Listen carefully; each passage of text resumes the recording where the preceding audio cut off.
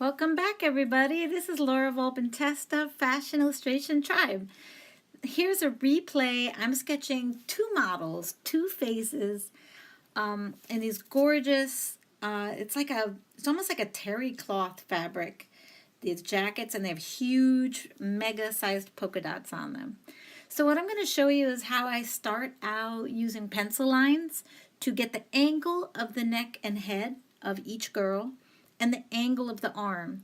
So those are the major elements that make this pose so beautiful. Their heads are touching, you'll see as it builds up.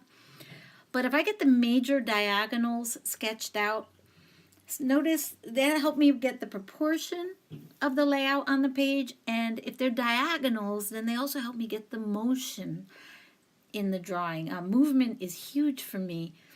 And I know that when I use diagonal lines, I'm always enhancing the movement.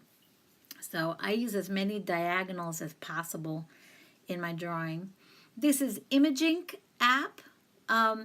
It's an app that I struggled with at first, and now I'm really getting into it. It's interesting how if an app has too many options, it'll be overwhelming.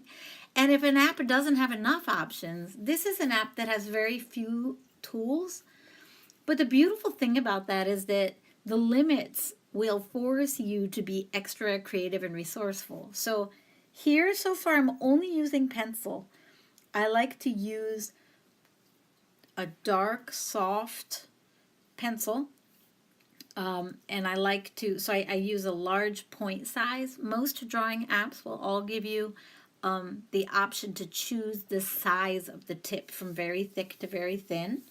And you can also choose the opacity. So is it very sheer or very dark? So I used a pretty heavy one here because I knew I was going to be painting over it. And that's the same way I work on paper. So that's kind of my general way of working.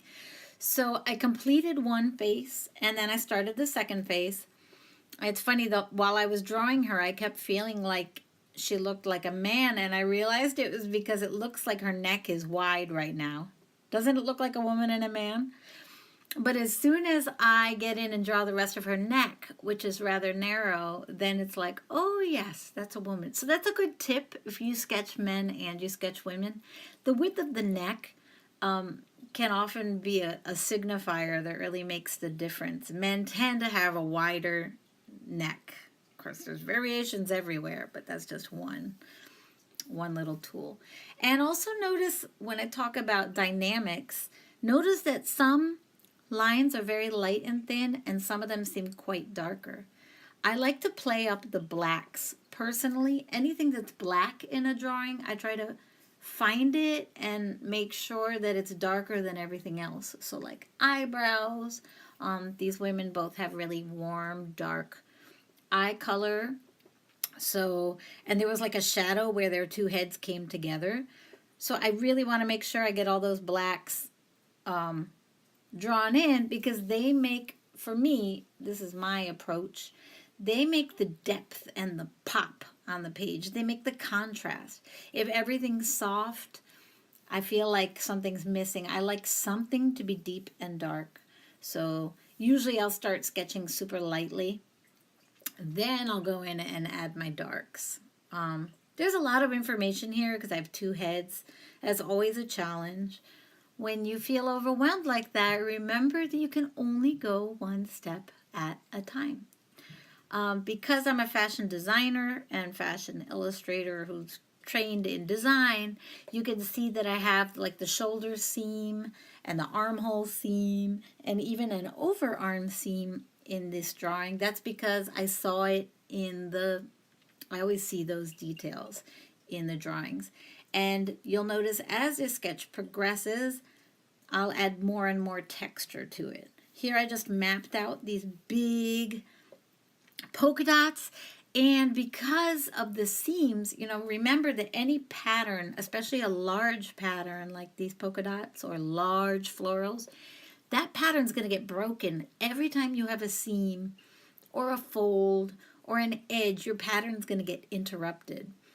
And to me, that's like super cool. That's one of the elements that I also strive to play up in all my work, at least for now. I love large prints for sure. And here I did use the eraser tool. I usually don't erase, but I got kind of busy on her chin, so I just cleaned that up really quickly. This is a time lapse, so it's happening a lot faster here than it happened on my iPad. Not that I spent, I never spend that long on anything, but this is a speed up version. Again, I said I use light lines and dark lines, right? Well, I also like to squint my eyes and look for areas that are dark. That's really important too. So the area of her chest was dark here. Dark things recede into the background, and what's happening is the front of their jackets are farther away from us than the sleeves are, right? So it really makes sense to make the fronts of their jackets darker. But I was also taking clues from the photo I was looking at. Now, when I start adding this pastel tool, I use pastel a lot when I use the Imagink app because there's no watercolor tool in this app. So the pastel is the closest option I have to get big, wide, slightly sheer color laid down. The great thing is with the color picker, I can match the colors exactly to the photo I'm working from. Oh, another really cool detail is that they're wearing huge hoop earrings with these like pom-poms on them. I love that. For shading, I always add a little bit of like a grayer. Basically, it's called a tone or a shade. It's the original color plus black or gray to get my shadows down. And then I took a similar color to work in her hair because that was the color of her hair anyway. I was a little uncomfortable here because I would much prefer to have something like a watercolor tool because I'm afraid of this looking flat, which I feel like things look flat when there's no variation in light to dark.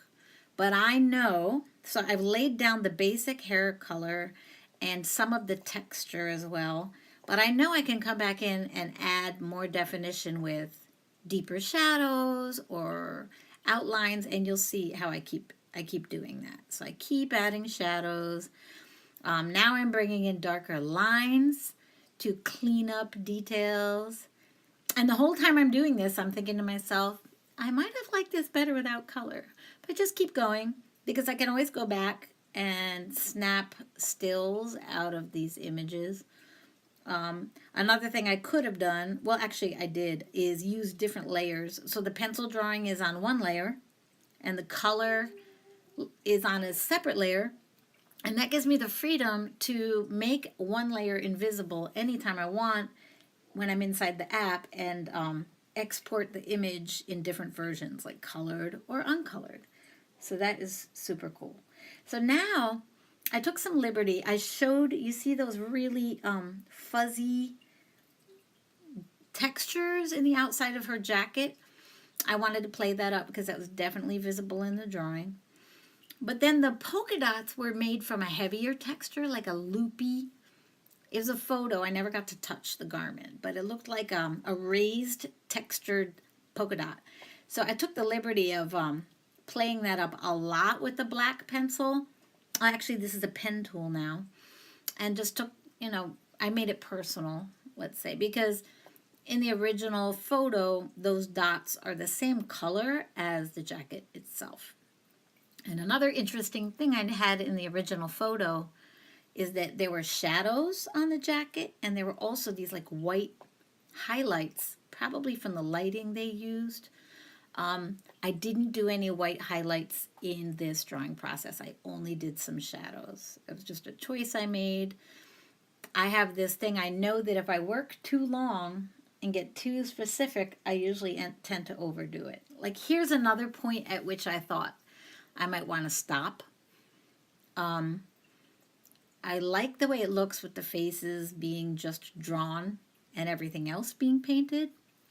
But one of the things I loved from this drawing, from this photo in the first place, was that there were two different colors of skin and that one was darker and one was lighter, but they were different shades of brown. And I thought that was really cool. So I'm definitely going to keep going and add in those sketches.